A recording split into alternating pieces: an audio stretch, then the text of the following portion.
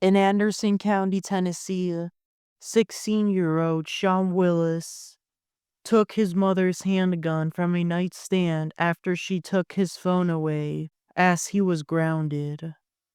He reportedly slipped the weapon downstairs to load it quietly so she would not wake up hearing that noise.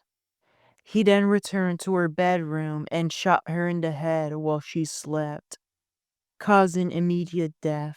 The victim, his mom, Sandy Willis, was found unresponsive in her bed on 4/20 in 2020, April 20th, if you're not sure when 4/20 is. She had a fatal gunshot wound to the left side of her head. Investigators said the motive was resentment over the loss of his phone privileges, and coincidentally, this crime occurred on that spooky day, 4/20, the day of Hitler's birthday, the Columbine shooting, the start of the Deepwater Horizon disaster, and the suicide of DJ Avicii.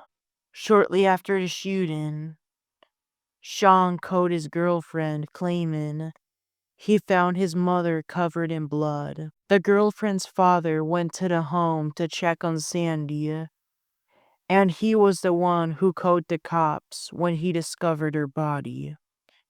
He had access to the home as Sandy had trusted him. Police arrived to secure this home. Shawn, who was at the home, was driven to the Anderson County Sheriff's headquarters. He seemed as if he had no idea of what had occurred to his mom, and at this point, he was still not a primary suspect. He initially denied being involved in her mother's death when questioned. Investigators confirmed no one else had been with Sandy inside the home, except her son, Shawn.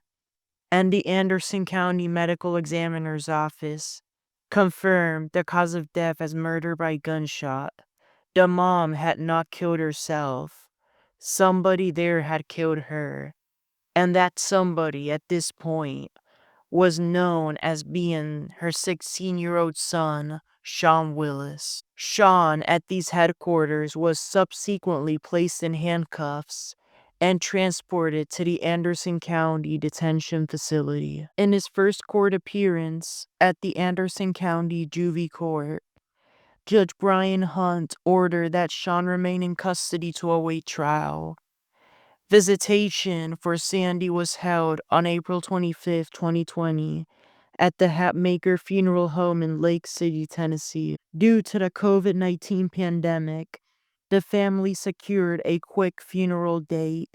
The following day, a mass was held outdoors at Pine Hill Baptist Church Cemetery, also in Lake City.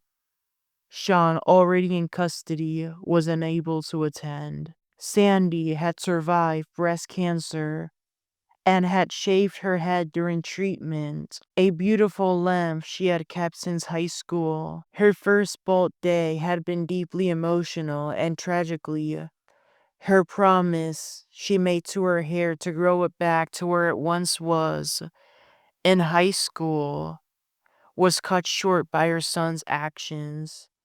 Yes, it did grow back, but not to the length where it once was. Therefore, that promise she made was broken. She never got her original length back. And that was all her son's fault. Anderson County Assistant District Attorney Emily Abbott charged Shawn Willis with first-degree murder for a grand jury indictment that was unsealed in November 2020 at the Anderson County General Sessions Court. It started with a state probe and ended up being a grand jury indictment. The case was transferred in September 2021 from the Juvie Court to the Anderson County Criminal Court, where proceedings would be televised.